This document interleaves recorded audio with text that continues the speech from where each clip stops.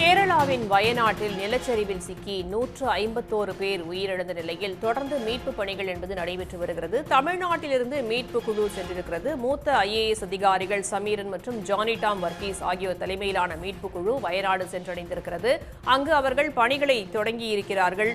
இது பற்றிய கூடுதல் தகவல்களோடு மேப்பாடியில் இருக்கக்கூடிய அந்த மீட்பு முகாமிலிருந்து இணைந்திருக்கிறார் செய்தியாளர் சந்தோஷ்.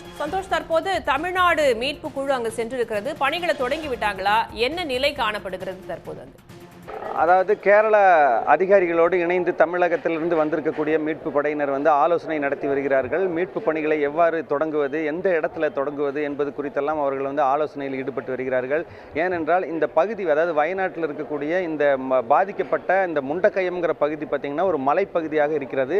அந்த மலைப்பகுதியில் அதிகப்படியான மழைப்பொழிவு ஏற்பட்ட காரணத்தினால தான் இந்த அளவுக்கான ஒரு பெரிய நிலச்சரிவு ஏற்பட்டிருக்கிறது. இந்த நிலச்சரிவில் பார்த்திங்கன்னா 300க்கும் மேற்பட்ட வீடுகள் இடிந்து நாசமாகி இருக்கிறது.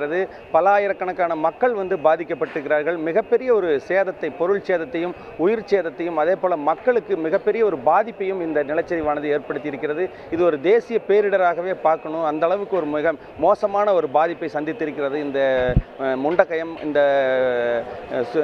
இந்த பகுதியில் இருக்கக்கூடிய சுற்றி இருக்கக்கூடிய கிராமங்கள் மொத்தம் 2 கிராமங்கள் மிகப்பெரிய அளவில் பாதிப்பை ஏற்படுத்தியிருக்கிறது. உறவுகளை தேடி இன்றைக்கு காலையிலிருந்து பலரும் இந்த மேப்பாடு தங்கவை முகாமில் பார்த்துட்டு இருக்கிறாங்க. அந்த வகையில் தங்களுடைய கணவரை காணவில்லை அப்படிங்கிற ஒரு தகவலோடு இந்த முகாமில் பார்த்துட்டு இருக்கிறாங்க. நேற்று வரைக்கும் அவர் அவருடைய ஃபோன் தொடர்பில் இருந்திருக்கிறது. ஆனால் இன்னைக்கு காலையில் அவருடைய ஃபோன் சுவிட்ச் ஆஃப் ஆகியிருக்கிறதாக அவங்க தெரிவித்திருக்கிறாங்க. சொல்லுங்கம்மா, நீங்கள் எங்கே உங்களோட வீடு எங்கே? முண்டக்கையா என்ன நடந்தது? எப்படி உங்களுக்கு தெரியும் இந்த பிரச்சனை ஆனது? எங்களுக்கு இந்த பிரச்சனை கூப்பிடுமா சொல்லட்டேன்.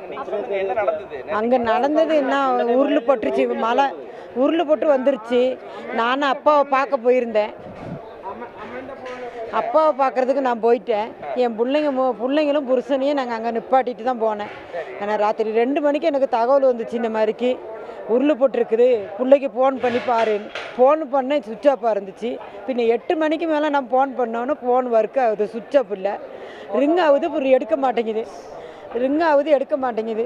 நான் அன்றைக்கி 2 நாளாக என் பிள்ளையும் என் புருஷனையும் தேடிக்கிட்டு இருக்கிறேன். எனக்கு ஒரு தகவலும் கிடைக்கல. எனக்கு இப்போ எத்தனையும் பட்டுன்னு அந்த தகவலும் கிடைக்கணும். சொல்லுங்கள், என்ன நீங்கள் முண்டக்கயத்தில் இருக்கிறீங்களா? அங்கே ஆதிவாசி காலனி அங்கே இடத்துல இருந்து மண் இடிஞ்சு அப்படி வந்தது. கீழே எஸ்டேட் லைன்ஸ் இருந்து, அது லைன்ஸில் தான் இவங்க இருந்தாங்க. நான் தனியாக வீட்டில் இருக்கேன். இவங்க எஸ்டேட் லைன்ஸில் இருந்தாங்க. அப்போது லைன்ஸு எல்லாம் இடிஞ்சா கீழே போயிடுச்சு. அதில் இருந்தாங்க இவங்கள புருஷனும் பிள்ளையும். இவங்க ஊருக்கு போனதுனால போயிடல, எல்லாம் ஊருக்கு போட்டிருக்கோம். அப்படி தான் மொத்தமாக சேர்ந்து அங்கே ஏதாவது ஒரு ஒரு 500 பேர் இருக்கும் செத்து பாதிப்பாயிருக்கும். நம்ம இப்போ பார்த்தீங்கன்னா மேப்பாடு பகுதியில் தான் மிகப்பெரிய ஒரு பாதிப்பை சந்தித்திருக்கிறது. இந்த மேப்பாடு பகுதி இது மேப்பாடு இல்லை, இது முண்டக்கயம் பகுதி தான் மிகப்பெரிய ஒரு பாதிப்பை சந்தித்திருக்குன்னு சொல்லணும். ஏன்னா அங்கே எஸ்டேட், அதாவது தேயிலை தோட்ட தொழிலாளர்கள் அங்கே தங்கி இருந்திருக்கிறார்கள், அங்கே குடியிருந்திருக்கிறார்கள். அந்த பகுதியில் மிகப்பெரிய ஒரு பாதிப்பு இந்த தொழிலாளர்கள் குடும்பத்தினர் சந்தித்திருக்கிறார்கள். சொல்லுப்பா, நீ எங்கே படிச்சுட்டு இருக்கிற, என்ன, எப்படி உங்கள் வீட்டில் என்ன நடந்திருக்குது? நான் கூடலூர் ஐடியில் படிச்சுக்கிட்டு இருக்கேன். அப்போது நேற்று இந்த மாதிரி விஷயங்கள் நடந்திருக்கு. அப்பா, தங்கச்சி, தம்பி இவங்க 3 பேரும் காணாமாயிட்டாங்க. ஒரு தகவலும் இல்லை அவங்கள பற்றி. நானும் அம்மாவும் தான் அங்கே இருந்தோம். ஆனால் அம்மாவோட அப்பாவுக்கு உடம்பு சரியில்லாமல் அவங்க அங்கே வந்திருந்தாங்க. பின்ன இந்த மாதிரி ஒரு இது நடந்ததுனால இப்போது ஒன்றுமே ஒரு தகவலும் இல்லை அவங்கள பற்றி. நிறைய பேர் இருக்காங்க, தெரிஞ்சவங்க நிறைய பேர் இருக்காங்க. அவங்கள பற்றியெல்லாம் ஒரு தகவலும் இதுவரை குடியிருப்புகள் நிறைய பேர் இருக்காங்க. நமக்கு இப்போ எனக்கு தெரியாது மொத்தமாக எப்படி எத்தனை பேர் இருக்காங்க, ஒன்றும் தெரியாது. ஆனால் நமக்கு தெரிஞ்சவங்க இருப்பாங்கள்ல கொஞ்சம் பேர், அவங்கெல்லாம் இப்போது மிஸ் ஆகியிருக்காங்க. அதான்.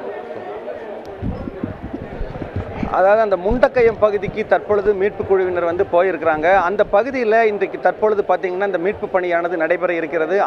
அந்த மீட்பு பணி தொடங்கி நடைபெற்ற பிறகுதான் ஒரு முழுமையான சேத விவரம் நமக்கு தெரிய வரும். ஏன்னா அந்த முண்டக்கயம் பகுதிக்கு நேற்று முழுமையாக மீட்பு குழுவினரால் செல்ல முடியவில்லை.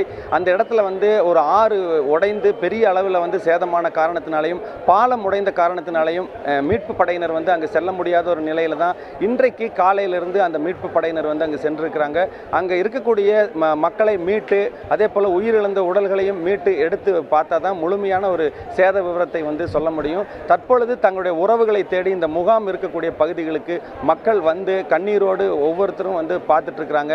கிட்டத்தட்ட 3000 பேர் மீட்கப்பட்டிருக்கிறாங்க. அவர்களை வந்து இந்த முகாமில் வந்து தங்க வச்சிருக்கிறாங்க. மீண்டும் அதாவது அந்த மீட்பு பணியானது தொடர்ந்து இன்றைக்கு காலையிலிருந்து நடைபெற்று வருகிறது.